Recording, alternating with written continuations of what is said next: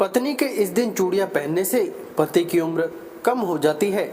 एक समय की बात है, माता लक्ष्मी भगवान विष्णु से मिलने के लिए जाती हैं और कहती हैं, हे प्रभु, जब मैं आपसे मिलने के लिए आ रही थी तो मेरी नज़र रास्ते में मृत्यु लोक पर पड़ी तो मैंने क्या देखा कि कुछ सुहागन स्त्रियां आपस में चर्चा कर रही थी कि स्त्री की एक चीज़ छू लेने से किस्मत बदल जाती है और स्त्री के इस दिन चूड़ी पहनने से पति की उम्र कम हो जाती है। स्वामी, मैंने जब से उस चर्चा को सुना है मेरा मन विचलित हो गया है, इसलिए मेरा आपसे अनुरोध है कि आप मुझे मेरे इन दोनों प्रश्नों का उत्तर देकर संतुष्ट करें। भगवान विष्णु ने कहा, हे देवी, मैं तुम्हें तुम्हारे इन दोनों प्रश्नों का उत्तर एक छोटी सी कहानी के माध्यम से दूंगा, मगर मेरी एक शर्त है कि मैं जब तक यह कहानी तुम्हें सुनाऊं तब तक तुम मन लगाकर यह कहानी पूरी सुनना, क्योंकि आधी अधूरी कहानी सुनने से आधा अधूरा ज्ञान ही प्राप्त होता है जो किसी काम का नहीं होता है। भगवान विष्णु की बात सुनकर माता लक्ष्मी कहती है, ठीक है स्वामी, मैं आपको वचन देती हूँ कि कहानी पूरा मन लगाकर ही सुनूंगी। आप कहानी सुनाना आरंभ कीजिए। भगवान विष्णु कहते हैं, सुनो देवी, एक नगर में एक सेठ रहता था। वह बहुत ही धनवान था। उसके पास सब कुछ था, आलीशान दुकानें थीं, रहने के लिए अच्छा सा मकान था। उस सेठ के 3 लड़के थे। तीनों लड़कों की शादी हो चुकी थी। सेठ की 3 बहुएं थीं। उनका स्वभाव बहुत ही अच्छा था। अपने सास ससुर और पति की खूब सेवा किया करती थी, इसलिए घर में सुख शांति का वातावरण था। सेठ के बड़े लड़के का स्वभाव अच्छा नहीं था, इसलिए सेठ के बड़े लड़के की उसके माँ बाप से नहीं बनती थी। इसलिए सेठ ने बड़े लड़के को धन नहीं दिया और अपने दोनों छोटे लड़कों और तीनों बहुओं में बांट दिया था, जिसकी वजह से बड़े लड़के की आर्थिक स्थिति अच्छी नहीं थी। भगवान विष्णु कहते हैं, हे देवी, एक बार सेठ अपने मन में सोचता है कि भगवान ने मुझे सब कुछ दिया है पर एक बेटी नहीं दी। यदि एक बेटी होती तो मैं अपने मन की सारी बात अपनी बेटी को बताता और बेटी को बहुत ही लाड़ प्यार करता। भगवान विष्णु कहते हैं, हे देवी, सेठ अपनी सेठानी के साथ में अपना जीवन जी रहा था, मगर एक बेटी की कमी सेठ को हमेशा ही महसूस होती रहती थी। सेठ हमेशा अपने घर के पास स्थित मंदिर में श्री राधा रानी के दर्शन करने जाया करते थे। एक दिन जब सेठ मंदिर में राधा रानी के दर्शन करने गए थे, उस दिन मंदिर में एक संत पधारे हुए थे। सेठ को उदास देखकर संत ने सेठ से पूछा, तुम उदास क्यों हो? तो सेठ बोले, महाराज, मेरे कोई बेटी नहीं है, इसलिए मैं उदास हूँ। फिर संत मुस्कुराए और बोले, यदि जीवन में किसी का अभाव है तो उसकी जगह भगवान को बिठा लेना चाहिए। सेठ बोला, महाराज, मेरे तो कोई बेटी नहीं है, तो मुझे क्या करना चाहिए? फिर संत बोले, सेठ, तुम एक काम करो, तुम बरसाने की बेटी श्री राधा को ही अपनी बेटी क्यों नहीं मान लेते हो? भगवान विष्णु ने कहा, हे देवी, इस प्रकार उस संत की बात सेठ को बहुत पसंद आई और उसी दिन राधा रानी को एक बड़ा सा चित्र मंगवाया और उसे अपने कमरे में लगा दिया। अब तो सेठ का जीवन पूरा बदल गया। वह उठते बैठते सोते जागते श्री राधा रानी को अपनी बेटी मानकर उनसे बातें करने लगते थे। और इतना ही नहीं, सेठ को अपनी बेटी राधा रानी को हर बात बताने में बहुत ही आनंद आता था। इस प्रकार सेठ की राधा रानी में ऐसी लगन लगी कि जब भी वे दुकान पर जाते थे तो श्री राधा रानी को भोग लगाकर प्रसाद पाकर ही जाते थे और शाम को लौटते थे तो राधा रानी को प्रणाम करते और उनसे बातें करते और भोग लगाकर प्रसाद ग्रहण करते थे। भगवान विष्णु कहते हैं कि हे देवी, उस सेठ ने जब से राधा रानी को अपनी बेटी के रूप में स्वीकार किया, तब से सेठ हर समय प्रसन्नचित्त रहता था। जब भी सेठ को पूछता था कि तुम्हारे कितने बच्चे हैं, तो सेठ हमेशा यही कहता था कि मेरे 3 बेटे, 3 बहुएं और एक बेटी हैं। भगवान विष्णु ने कहा, हे देवी, एक दिन सेठ के घर में चूड़ी पहनाने वाली मनिहारी ने आई तो राधा रानी ने सोचा कि आज तो दिन ठीक नहीं और आज के दिन चूड़ी पहनना शुभ नहीं होता है, इसलिए श्री राधा रानी ने अपनी माया से उस मनिहार की चूड़ियों का रंग खराब कर दिया, जिससे सेठ की बहुओं ने चूड़ी नहीं पहनी और मनिहारी इनको वापस भेज दिया। उधर जब 2 दिन के बाद में वही मनिहारी उन चूड़ियों को देखती है तो वे चूड़ियाँ सुंदर हो जाती हैं। फिर मनिहारी उन्हीं चूड़ियों को लेकर के सेठ के घर वापस आती हैं तो सेठ की तीनों बहुएं चूड़ियाँ पहनती हैं और बाद में राधा रानी भी चूड़ियाँ पहनने के लिए प्रकट होती हैं। जब राधा रानी प्रकट हुई तो मणिहारी ने जब राधा रानी का स्वरूप देखा तो मणिहारी उन्हें देखती ही रह गई। फिर राधा रानी मणिहारी से कहने लगी, मुझे भी चूड़ियाँ पहनाओ। उधर राधा रानी की बात सुनकर मणिहारी ने मन में विचार किया कि हो सकता है कि सेठ जी के घर कोई मेहमान आए हों, क्योंकि हमेशा तो मैं जब भी इस घर में चूड़ियाँ पहनाने आती थी तो सेठ की केवल 3 बहुएं ही दिखाई पड़ती थी जो हमेशा से चूड़ियाँ पहनती थी, मगर आज यह चौथी बेटी नजर आई है।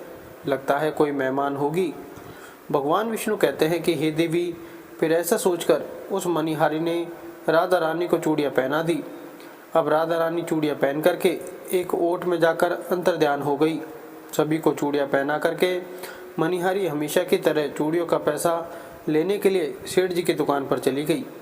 पर मणिहार को देखते ही सेठ कहने लगता है, घर पर चूड़ियाँ पहनाने गई थी, तुम हमारी तीनों बहुओं को चूड़ियाँ पहना कर आई हो।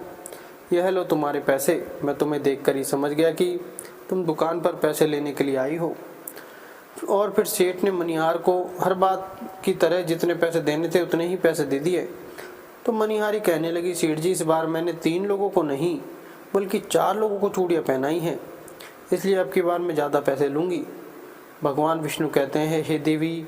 मणिहार की बात को सुनकर सेठ कहने लगा, हमारे घर में तो 3 बहुओं के अलावा तो कोई चौथी और है ही नहीं, फिर तुमने चूड़ियाँ किसे पहनाई? तो मणिहारी कहने लगी, सेठ जी, मैं नहीं जानती, लेकिन मैं तो सिर्फ इतना जानती हूँ कि मैंने तो आपके घर 4 जनों को चूड़ियाँ पहनाई हैं। फिर इस प्रकार मणिहारिन की बात को सुनकर के सेठ कहने लगा, ठीक है, पहले तो तुम 3 लोगों के पैसे ले जाओ, बाकी के पैसे पहले घर जाकर पता करूँगा कि चौथा कौन है जिससे तुमने चूड़ी पहनाई है। मणिहारिन बोली, ठीक है सेठ जी, पहले आप घर पर पता कीजिए, उसके बाद मुझे मेरे पैसे दे देना। और ऐसा कहकर वह मणिहारी सेठ की दुकान से चली गई। भगवान विष्णु कहते हैं, हे देवी। शाम को सेठ जी जब घर पर पहुंचे तो उन्होंने घर पर मणिहारी के बारे में पूछा। उनकी बहुओं ने कहा कि केवल हम तीनों ने ही चूड़ियाँ पहनी थी। तो सेठ कहने लगा, यह बात तो मैंने मणिहारी को काफ़ी समय तक समझाई कि हमारे घर में केवल 3 ही जने हैं, चौथा और कोई नहीं है जिसे तुमने चूड़ियाँ पहनाई। मगर वह मणिहारी यह बात मानने के लिए तैयार नहीं थी और बार बार उसका यही कहता था कि मैंने 4 जनों को चूड़ियाँ पहनाई। भगवान विष्णु कहते हैं, देवी। इस प्रकार सेठ सारी बात भूल गया और अपने नित्य काम में लग गया। सेठ राधा राधा बोलते बोलते श्री राधा रानी को भोग लगा करके भोजन करके सो गया। और जब सेठ को नींद आ गई तो सेठ के सपने में राधा रानी प्रकट हुई और उनकी आंखों में आंसू थे। सेठ ने पूछा, बेटी उदास क्यों हो? तो श्री राधा रानी बोली, पिताजी, आज मेरा मन बहुत दुखी है। मैंने अपने पिता का घर समझकर यहाँ आराम से चूड़ियाँ पहनी थी, परंतु पिताजी आपने उस मणिहारी को चूड़ियों का मोल नहीं चुकाया। पिताजी, आपने मुझे बेटी तो बना लिया, परंतु आपको मेरी याद नहीं आई, आपने मुझे भुला दिया। इससे मैं बहुत दुखी हूँ। भगवान विष्णु कहते हैं, हे देवी। फिर इतना सुनकर सेठ सपने में रोते हुए बोला, बेटी मुझे क्षमा कर दो, मुझसे बहुत बड़ी भूल हो गई। और सेठ तुरंत ही नींद से उठ खड़ा हुआ और उसकी आंखों से आंसुओं की धारा बह रही थी। सेठ ने तुरंत ही तिजोरी से पैसे निकाले और मणिहारी के घर की तरफ चल दिया। सेठ ने मणिहारी के घर का दरवाज़ा खटखटाया। मणिहारी ने दरवाज़ा खोलकर देखा तो सेठ जी खड़े थे। मणिहारी कहने लगी, सेठ जी, इतनी रात को आपका कैसे आना हुआ? और फिर मणिहारी सेठ को अपने घर के अंदर ले गई। सेठ की आंखों में आंसू थे। फिर सेठ मणिहारी से कहने लगा, तुम्हारे जैसा बड़भागी कोई नहीं है, तुम तो बहुत ही भाग्यशाली हो। तो मणिहारी कहने लगी, सेठ जी ऐसा क्या हुआ? तो सेठ बोला, मैंने राधा रानी जी को अपनी बेटी बनाया है, परंतु मैंने उन्हें कभी भी अपनी आंखों से नहीं देखा, लेकिन तुमने आज उन्हीं राधा जी को अपने हाथों से चूड़ियाँ पहनाई हैं। आज तुम्हारे जैसा भाग्यशाली इस धरती पर कोई दूसरा नहीं। मैं तुम्हें अपनी बेटी की चूड़ियों का मोल चुकाने आया हूँ। और यह कहकर सेठ जी ने रुपयों से भरी हुई थैली मणिहारिन के सामने रख दी और कहा, इसमें से जो भी लेना है ले लो। भगवान विष्णु कहते हैं कि हे देवी, जब मणिहारी ने सुना कि स्वयं राधा रानी उनसे चूड़ियाँ पहनने आई थी तो मणिहारिन की आंखों से भी आंसुओं की धारा बहने लगी। और मणिहारिन बोली, सेठ जी, मैं राधा रानी की चूड़ियों के पैसे कैसे ले सकती हूँ? ऐसा सौभाग्य किसे मिलता है जो मुझे मिला, और मैंने राधा रानी को अपने हाथों से चूड़ियाँ पहनाई। मैं आपसे बिटिया राधा रानी की चूड़ियों के पैसे कभी भी नहीं लूँगी। परंतु सेठ नहीं माना। सेठ ने रुपयों से भरी हुई थैली मणिहारिन के घर पर रख दी और वहां से सीधे घर आए और अपनी पत्नी को लेकर के श्री राधा रानी के मंदिर चले गए। और उस दिन के बाद से सेठ जी ने अपना सब कुछ छोड़ करके संन्यास ले लिया और अपना शेष जीवन राधा रानी के मंदिर में राधा जी की भक्ति करते हुए बिता दिया। भगवान विष्णु कहते हैं, हे देवी, इधर सेठ मंदिर में राधा रानी की भक्ति में खो जाता है और अपनी पत्नी के साथ में मंदिर में रहकर के राधा रानी की भक्ति करने लगता है। और उधर राधा रानी बड़े लड़के के सपने में पहुंच जाती है और कहती है, तुम अपनी माँ की सेवा नहीं करते हो, इसलिए तुम्हारी ऐसी स्थिति है। तुम आज से ही अपनी माँ के चरण छूना आरंभ कर दो, रातों रात तुम्हारा भाग्य देखना कैसे बदलता है। भगवान विष्णु कहते हैं, हे देवी, इस प्रकार से सेठ का बड़ा लड़का अपनी माँ के चरणों को रोजाना छूने लगा और फिर धीरे धीरे बहुत बड़ा आदमी बन गया। उसके पास धन की कोई कमी नहीं रही। फिर भगवान विष्णु कहते हैं, हे देवी, तुम अपने पहले प्रश्न का उत्तर समझ लो। तुम्हारा पहला प्रश्न था कि स्त्री की कौन सी चीज़ उसे बिना बताए छूने से रातों रात भाग्य बदल जाता है। तो ठीक से समझ लो, जो इंसान सेठ के बड़े लड़के की तरह अपनी माँ के चरणों की सेवा करता है, माँ के चरणों का अमृत पान करता है, उसका सोया हुआ भाग जाग जाता है और एक दिन वह इंसान बहुत बड़ा आदमी बनता है। भगवान विष्णु कहते हैं कि हे देवी, तुम्हारे दूसरे प्रश्न का उत्तर सुनो। तुम्हारा दूसरा प्रश्न था कि स्त्री के किस दिन चूड़ी पहनने से पति की उम्र कम हो जाती है। तो सुनो, जिस दिन मणिहारिन सेठ की तीनों बहुओं को चूड़ियाँ पहनाने के लिए आई थी, तो राधा जी ने देखा कि उस दिन मंगलवार था, इसलिए राधा जी ने अपनी माया से उन चूड़ियों का रंग काला कर दिया था, जिससे सेठ की बहुओं को चूड़ियों का रंग पसंद नहीं आया। और फिर मणिहारिन अगले 2 दिन के बाद आई। उस दिन शुक्रवार था और उस दिन राधा रानी की कृपा से चूड़ियों का रंग सुंदर हो जाता है और सेठ की तीनों बहुएं और राधा रानी चारों चूड़ियाँ पहनती हैं।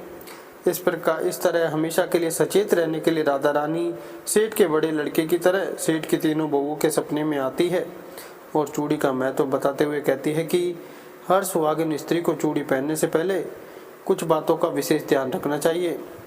सुहागिन स्त्री को 21 चूड़ी पहननी चाहिए। नई चूड़ी हमेशा सुबह या शाम को पहननी चाहिए। नई चूड़ी हमेशा रविवार या शुक्रवार को ही पहननी चाहिए। इस दिन पहनने से पति की उम्र बढ़ती है। चूड़ी मंगलवार और शनिवार को ना तो खरीदनी चाहिए और ना ही पहननी चाहिए, इससे पति की उम्र कम होती है। चूड़ी 16 श्रृंगार में से एक होती है, इसलिए जब भी चूड़ी पहने तो सोच समझ कर ही पहननी चाहिए। वीडियो अच्छी लगी तो वीडियो को लाइक करें, चैनल को सब्सक्राइब जरूर करें। धन्यवाद।